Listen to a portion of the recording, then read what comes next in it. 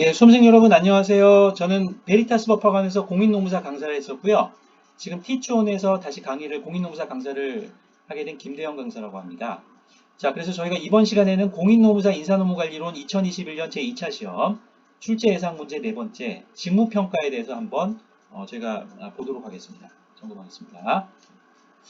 자, 그래서 제 4문이죠. 직무평가의 필요성과 방법을 약술하라. 25점으로 출제가 될 수 있겠습니다. 2006년도 공인노무사 시험의 기출인데요. 출제된 지 10년이 넘었기 때문에 제가 2021년이죠. 충분히 나올 수 있고요. 그리고 직무평가라고 하는 것은 직무급 수립하고도 직결됩니다. 그리고 조직 내 어떤 조직 구성원들의 배치 전환과도 직결되기 때문에요. 굉장히 중요합니다. 그래서 또 재출제가 될 수가 있겠습니다.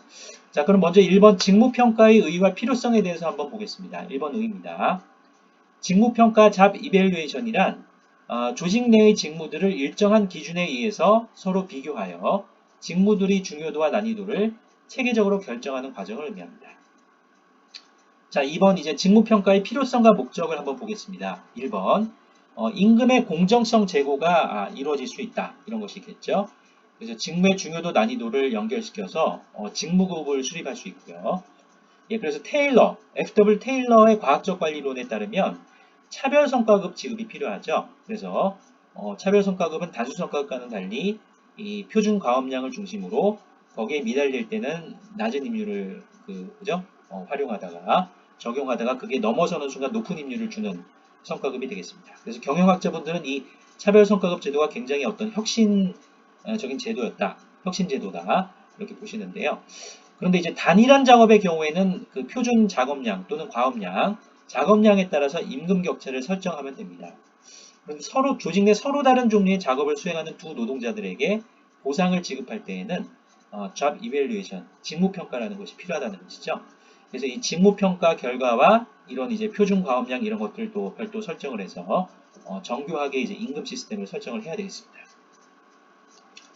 자, 두 번째는 인사관리 전반의 합리화를 추구하는 데 직무평가가 도움을 줄 수 있습니다. 그래서 조직 내 배치 전환의 경우에는 직무와 인력 간의 적합성, fit 또는 fitness를 그 정도를 높이기 위해서 적합성, 직무의 중요도와 난이도 등의 직무 가치를 규정하여 이를 종업원의 능력과 매칭하게 되면 배치의 성공률이 높아집니다. 그래서 이제 예를 들면 그 조직 내 특정 이제 직무가 요구하는 이제 그 중요도와 난이도가 높음에도 불구하고 그 어떤 그 직무 능력이나 기술, 경험 등이 이제 부족한 분, 그죠? 기술, 그죠? 그런 분들이 이제 기술이 낮은 분들이 배치가 되면 굉장히 이제 배치 전환의 성공률이 낮아질 수 있죠. 그리고 또 그 업무에 몰입을 해서 뭔가 생산성을 확보하기까지 굉장히 시간이 오래 걸릴 수도 있습니다. 그래서 그 지식, 기술, 경험을 갖춘 분을 이제 배치를 하게 되면 배치 전환의 어떤 성공률이 높아지면서 조직의 생산성이 올라가면서 그 이제 기업은 발전을 할 수 있겠죠. 또한 이제 조직 내 경력 개발, 그래서 경력의 경로를 설정하거나 커리어 디벨롭먼트 패스를 설정하거나 경력 개발 제도 또는 경력 개발 프로그램, 커리어 디벨롭먼트 프로그램을 운영하실 경우에도 직무 가치에 따라서 합리적인 조직 구성원 이동의 경로 설정이 가능해질 수 있겠습니다. 그래서 이제 경로를 설정하실 때 이제 그 조직 구성원들이 너무 이제 하기 특히 버거워하는 어려운 형태로 경력 경로가 설정이 되면 배치 전환의 성공률도 낮아지고요. 경력 경로 설정 및 관리의 어떤 프로그램 전반의 제도의 어떤 성공률이 낮아지겠죠. 그래서 이 경우에도 조직 구성원이 갖고 있는 어떤 지식, 경험, 기술을 감안하셔서 직무의 중요도 난이도를 다 평가하셔서 거기에 맞게 조직 내 경력 경로가 설정되고 관련 프로그램과 제도가 운영이 되면 조직의 생산성이 올라갈 수가 있겠습니다. 자, 그러면 두 번째 챕터에서는 직무평가의 방법을 여러분들이 답에 써주시면 되겠습니다. 자, 보통 이제 그 인사노무관리로 또는 인사관리 교재에 보면은 이 직무평가 테이블이 굉장히 복잡합니다. 예, 그거는 여러분들이 외워서 답에 쓰시기가 어렵죠. 이 표를 그냥 답에 쓰시면 될 것 같습니다. 가장 이제 단순하죠. 그래서 종합적 평가 방법, 정성적인지 분석적 평가 방법, 정량적인지 기준을 활용하시고요. 또 직무와 직무 간의 비교를 하는지 또는 직무와 이미 설정된 기준 간의 비교를 하는지에 따라서 서열법, 분류법, 점수법, 요소 비교법을 각각을 언급을 해주시면 되겠습니다. 자, 그러면 이제 순서대로 저희가 한번 보겠습니다. 자, 랭킹 메서드 서열법은요. 이는 의의를 보겠습니다. 자, 이는 이제 직무와 직무 간의 비교를 하는 것이죠. 이는 직무의 상대적 가치에 기초를 두고 각 직무의 중요도와 장점을 평가자가 주관적으로 판단하여 순서를 정하는 평가 방법입니다. 그래서 그 서열법의 종류에는 또 일괄 서열법, 쌍대 비교법, 또 위원회를 활용하는 방법, 조직도를 활용하는 방법 이렇게 다양하게 있는데요. 장단점을 보겠습니다. 2번. 자, 직무들의 어떤 상대적 중요도 또는 난이도 이런 것들을 비교적 신속하게 판단할 수 있다는 장점이 있죠. 그러니까 조직 내 예를 들면은 이제 일괄서열법 같은 경우에는 A, B, C, D, E가 있다. 그러면 한꺼번에 A가 제일 중요하고 순서대로 B, C, D, E 이렇게 하는 겁니다. 굉장히 신속하게 할 수 있죠.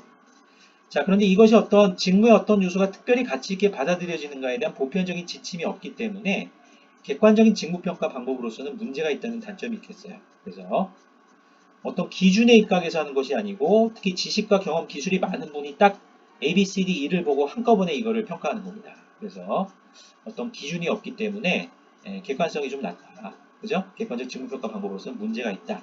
특히 그 뒤에서 저희가 보시게 될 분류법이나 점수법이나 요소비교법과 비교해서 가장 단순합니다. 그래서 서열법은 거의 쓰이지 않는다고 보시면 되겠습니다. 이제 조직이 굉장히 작은 경우에는 쓰일 수 있는데요. 그죠? 보통은 잘 쓰이지 않는다. 이렇게 보시면 되겠어요. 자, 서열법 랭킹 메서드를 제가 예시를 들어서 한번 설명을 해드리겠습니다. 그러면 자, 일괄 서열법이 먼저 있습니다. 조직 내 A, B, C, D가 있으면요. 직무들의 중요도 및 난이도를 기준으로 해서 A, B, C, D, E 형태로 서열을 결정하는 것입니다. 한꺼번에요. 자, 쌍대비교법은 조직 내 이제 5가지 A, B, C, D 직무들이 존재하면요. 두 개씩 짝을 지어서 비교 평가들을 진행합니다. 그래서 이제 대학교 때 공학이나 또는 뭐 경제학을 하신 분들, 경영하신 분들은 이제 이 조합, 컨비네이션을 잘 아시죠? 근데 보통 이제 전공하시지 않으셨어도 뭐 사회학도 있는데요. 뭐 행정학이 굉장히 다양하죠. 뭐 심리학도 있고, 지리학도 있고, 그죠? 뭐 국어국문학 이런 것도 있습니다.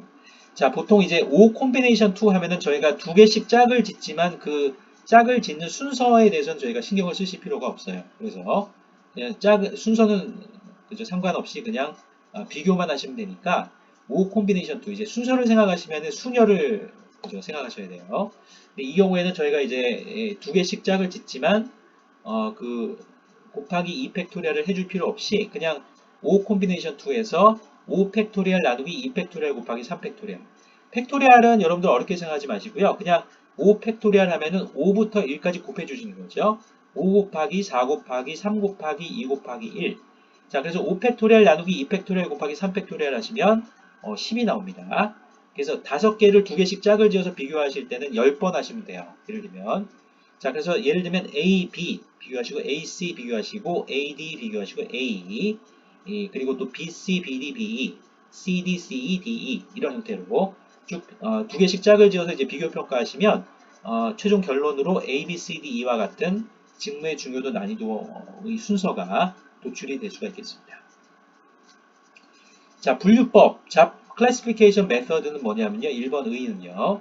이는 서열법에서 좀 더 발전된 형태죠. 이는 직무를 여러 가지 수준이나 등급에 의하여 분류하는 것이고요. 이는 어떠한 기준에 따라서 사전에 작성된 등급기준표가 있습니다. 이거에 따라서 각 직무를 적절히 판정하여 등급을 결정하는 평가 방법입니다. 자, 여기서는 조직 내 대표 직무를 선정해서 이건 그냥 대표 직무라고 적었습니다. 이에 대한 중요성, 난이도, 직무 환경 등을 평가한 다음 이를 기준으로 조직 내 다른 타 직무를 분류하여 등급화를 하게 됩니다. 그래서 이번 장단점은요. 이 등급기준표와 조직 내 대표 직무를 비교하신 다음에 다른 직무들을 비교해서 다 등급화를 하시니까 비교적 간단하고 이해하기가 쉬운 합리적인 방식이죠. 직무평가를 수행할 수 있다는 장점이 있습니다.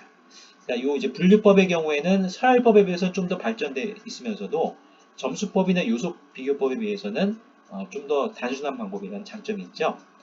근데 대표 직무의 일반성이 떨어질 경우에는 전체적인 직무평가의 신뢰성이 떨어지게 되는 단점도 있고요. 아무래도 이제 등급기준표 작성이 이제 고도의 어떤 지식과 경험 교육 훈련을 필요로 합니다. 예, 그런 측면도 있고요. 또 등급기준표 작성 시에 약간은 좀 주관이 개입될 수 있다. 예, 이런 측면도 좀 있을 수가 있겠습니다. 그리고 또 서열법에 비해서는 좀 더 정교한 평가 방법이라는 장점이 있는 반면 뒤에서 저희가 보시게 될 점수법이나 요소 비교법에 비해서는 좀 더 합리성이 낮은 단순한 방법이다. 이런 단점도 있겠죠. 자, 그러면 등급 기준표를 제가 예시를 드렸습니다. 이건 답에 절대 쓰실 필요 없습니다. 예, 이걸 외우실 수 있는 분은 아무도 없어요. 물론 이제 있을 수 있죠. 굉장히 잘 외우신 분. 근데 절대 답에 이걸 외워서 쓰실 필요는 없고요. 자, 저희가 이거를 이해하실 때는 한 가지 주의해 주실 것이 여러분들 고등학교 때 등급 결정할 때는 1등급이 제일 높죠. 근데 여기서는 거꾸로입니다. 7등급이 제일 높은 거예요.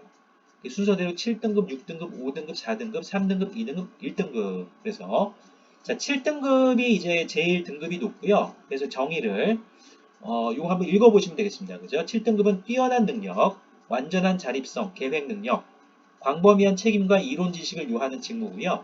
여기는 이제 기준 임금 대비해서 100%가 지급이 됩니다. 이게 직무급이 되겠죠.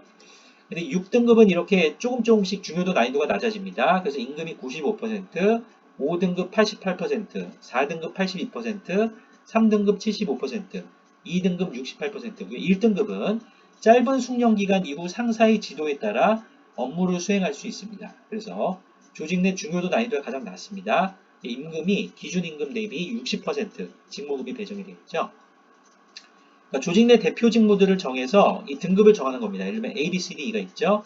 그럼 A는 7등급, B는 5등급, C는 뭐 3등급, D는 2등급, E는 1등급 이런 형태로 다 평가를 해서 임금, 직무급을 배정하고요. 조직 내 다른 직무들을 다 비교 평가해서 이런 형태로 이제 직무급하고 직무 등급을 결정한다. 이렇게 이해를 하시면 되겠습니다. 자, 점수법, 포인트 레이팅 메서드는 뭐냐면 1번 의의를 보겠습니다. 자, 이는 좀 더 이제 발전된 형태입니다. 분류법에 비해서. 이는 평가 요소를 선정하여 각 요소별 중요도에 따라서 점수를 산정하고 총 점수를 계산하여 직무평가를 수행하는 방법이에요. 그래서 보통 이제 직무평가 기법 중 기업 실무에서 가장 널리 사용되는 방법 중에 하나이다. 이렇게 하시면 되고, 물론 정부에서도 많이 씁니다. 정부에서도 쓰시는데요. 자, 그래서 이제 장단점을 보겠습니다. 2번. 자, 직무의 상대적 차등을 명확하게 정할 수 있고요. 일단 평가 요소 및 가중치가 결정된 이후에는 종업원으로부터 평가 결과에 대해서 이해와 신뢰를 얻을 수 있다는 장점이 있어요. 그러니까 수용성이 높다는 거죠. 왜 제 직무가 100점 만점에 70점인가요? 하면은 뭐 이런 요소가 몇 점? 50점. A 요소, 그러니까 첫 번째 요소, 두 번째 요소 10점, 세 번째 요소 10점, 합산으로 50, 60, 70점입니다. 그래서 이제 그 기준 예를 들면은 이제 직무급이 500만 원이면 그것 대비 70%이기 때문에 350만 원의 직무급을 배정했습니다. 자, 이렇게 되면은 수용성이 굉장히 높습니다. 이렇게 평가 요소별로 제가 수행하는 직무의 점수가 이렇게 나와서 직무급이 그렇게 350만 원 배정된다. 그죠? 자, 단점은 뭐냐면요. 그러나 각 직무에 공통되는 평가 요소의 선정이 쉽지 않고요. 그러니까 조직 내에 수행되는 여러 직무들의 어떤 평가 요소, 공통된 평가 요소 선정이 쉽지 않고요. 또 저희가 이제 점수표를 보실 겁니다. 뒤에 예를 제가 넣어놨는데요. 이 가중치의 선정 과정에서 평가자의 주관이 개입될 가능성이 있다는 단점도 있죠.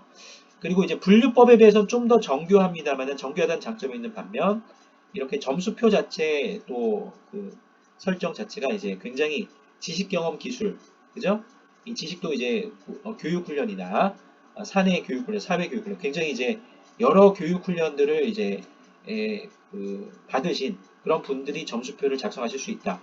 예, 그런 측면도 있겠습니다. 자, 그래서 점수법은 제가 이제 실제 기업에서 이런 평가 요소별 배점표를 작성하실 때는 평가 요소별로 뭐 기능, 노력, 책임, 작업 환경 이렇게 나눠서 기능이란 요소는 또 지식, 경험, 응용으로 나누고 노력은 이제 육체적인 노력, 정신적 노력 이렇게 나누고 책임이라고 하는 것은 대물적 책임, 대인적 책임 이렇게 나누고요. 작업 환경은 또 작업 환경 자체, 또 작업 환경의 위험 이런 요소별로 다 나눠서 1등급, 2등급, 3등급, 4등급, 5등급, 6등급 이렇게 나누실 수 있는데요. 이걸 답에 못 씁니다, 여러분들. 이해하셔서 제가 방금 아까 알려드린 그런 점수법에 대해서 이제 장단점하고 의의하고 장단점을 쓰시면 되는데요. 그래서 이게 이런 예를 실제 교과서를 통해 확인해 주시고요. 만약 이제 이 표를 알고 싶어야 하면 저한테 제가 저기 티춘 웹페이지에 올려드린 그 휴대폰 번호나 이메일로 알려주시면 제가 요 표를 한번 보여드릴게요. 자, 이 미스터 코리아 선발대회를 예를 한번 들겠습니다. 이것도 답에 쓰실 필요는 없어요, 실제. 자, 예를 들면 미스터 코리아를 선발할 때 이제 근육량, 몸매, 복장. 근육량이 가중치 70%입니다. 몸매가 20%죠. 복장이 10%. 이런 형태로 점수표가 예를 들면 결정이 되는 겁니다. 등급별 점수가 근육량의 경우 평가를 할 때 1등급 70점, 2등급 65점, 3등급 60점, 4등급 55점, 5등급 50점이고요.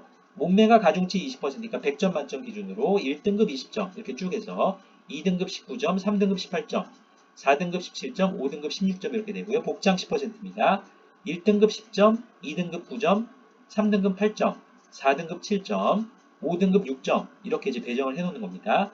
자, 이렇게 점수표가 작성이 되면 후보자들을 다 평가하는 거예요. 이거랑 이거에 기초해서 예를 들면 A 후보자에겐 제가 만점 100점을 주겠습니다. 그래서 근육량 1등급 이건 어디까지야 얘입니다. 1등급 70점, 몸매 1등급 20점, 복장 1등급 10점, 총점 100점에 직무급 500만 원을 배정하겠습니다. 자, 그러면 이제 B 후보자를 저희가 볼게요. 자, B 후보자는 예를 들면 근육량은 1등급, 몸매는 3등급, 그리고 복장이 1등급입니다. 자, 그러면 순서대로 해서 저희가 70점, 18점, 10점 해서 저희가 98점 이렇게 이제 배정을 하면 되겠죠. 자, 그래서 이제 100점 기준으로 500만 원이 직무급이니까 물론 이걸 평가 요소별로 다 쪼갤 수도 있어요. 요걸 이제 98점이면은 저희가 500만 원 곱하기 0.98을 하시면 되겠어요. 그죠? 그래서 예를 들면 490만 원 네, 이런 형태로 배정을 하시면 되겠습니다. 비율을 각각 곱하셔서 뭐 500만 원 기준으로 뭐 350만 원 70%가 나오면 예를 들면 B 후보자가 다 합산을 했을 때 그죠? 그 100점 만점에 70점이 나왔다. B 후보자 그러면은 0.7 곱하기 500만 원 그래서 물론 이거 평가 요소별로 다 나눌 수도 있어요. 그래서 7, 5, 35, 350만 원 이런 형태로 C 후보자, D 후보자, E 후보자를 이 점수표를 기준으로 해서 평가 점수를 산정하고 또 직무급을 다 배정을 하실 수가 있겠습니다. 자, 그런데 이제 점수법이 갖고 있는 이제 문제는 뭐냐면요. 이 점수표에 없는 등급을 배정할 수 없다는 문제가 있어요. 예를 들면 A 후보자는 그냥 다 1등급으로 했습니다만은 B 후보자가 예를 들면 2등급이 아니고 2.5등급입니다. 그럼 여기는 지금 없죠. 이런 가중치 설정을 할 수가 없어요. 그래서 C 후보자는 예를 들면 뭐 몸매가 3.2등급이에요. 또는 3.5등급, 2등급, 3.2등급, 3.5등급, 뭐 3.6등급 이런 것도 있을 수 있죠. 3.5등급. 예, 여기 이제 등급 기준표에 없는, 점수표에 없는, 그 직무들이 있을 수 있다. 조직 내, 후보자들이나 조직 내. 후보자들이, 그러니까 조직 내 수행되는 어떤, 직무와 관련해서 이 점수표에 없는 직무들이 있을 수가 있어요. 그래서, 예, 그 한계를 보완하기 위해서 저희가 다음에 보시는 요소 비교법이 등장하게 됩니다. 그것도 제가 이제 이 미스터 코리아 선발을 예를 들어서 제가 설명해 드리면 쉽게 이해하실 수 있습니다. 그래서 여러분들 이해하신 그대로 답에 써주시면 되겠습니다. 자, 그래서 요소 비교법이 도출이 됐죠. 점수법의 한계를 보완하기 위해서입니다. 팩터 컴패리슨 메서드라고 합니다. 1번 의의를 볼게요.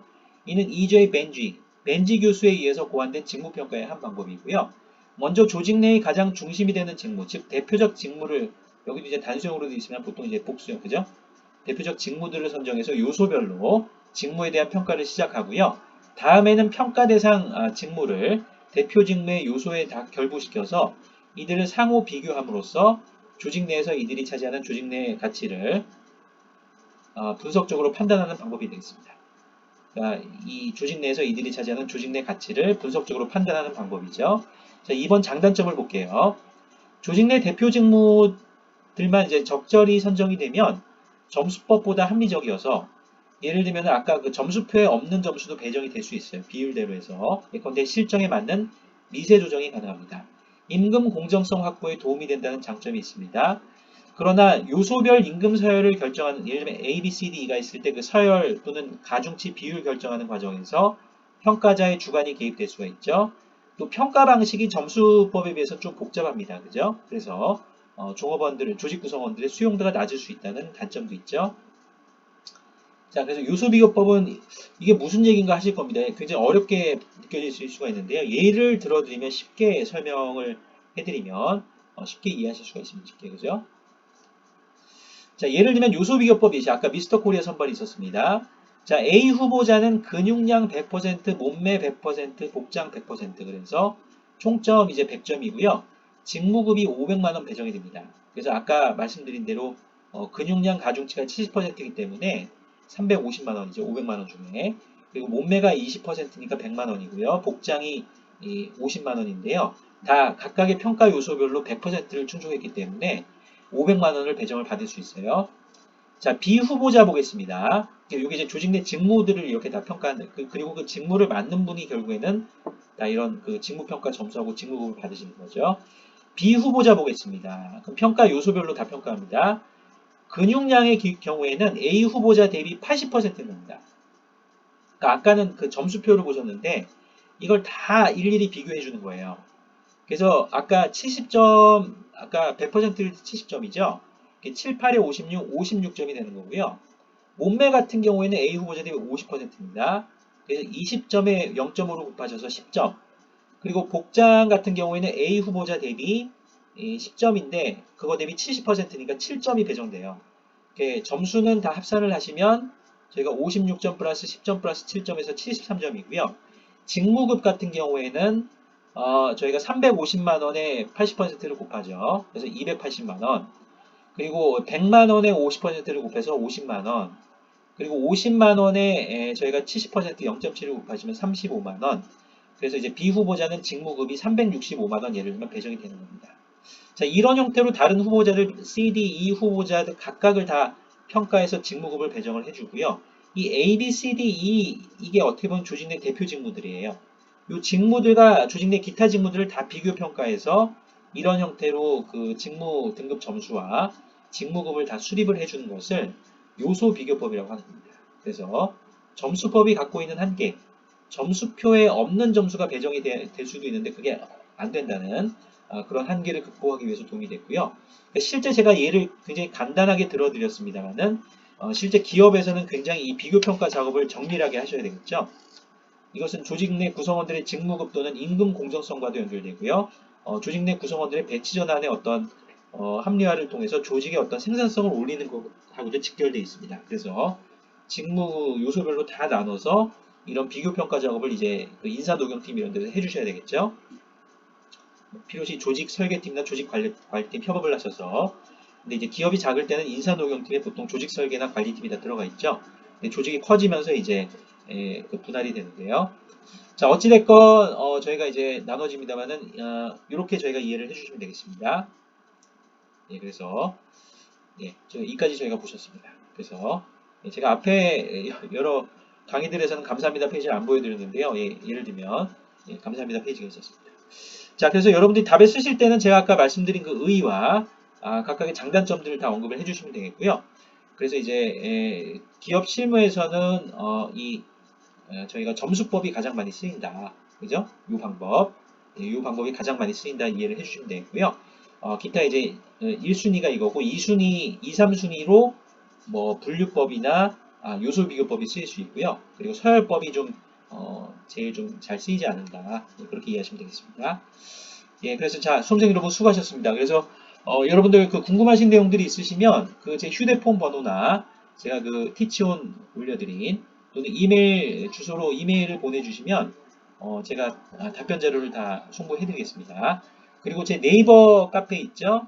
김대영 강사의 테마 경영학, 테마 인사노무관리론, 테마 경영저진로 카페도 있으니까요. 그냥 회원가입하지 않고 내용만 보셔도 되고 회원가입하시면 제가 또 질문 답변이 있으면 다 해드리겠습니다. 예, 수고하셨습니다. 자, 그래서 여러분들 수험생 여러분 모두 여러분들이 다 2021년 공인노무사 시험에 합격하시기를 기원드립니다. 예, 감사합니다. 건강하십시오.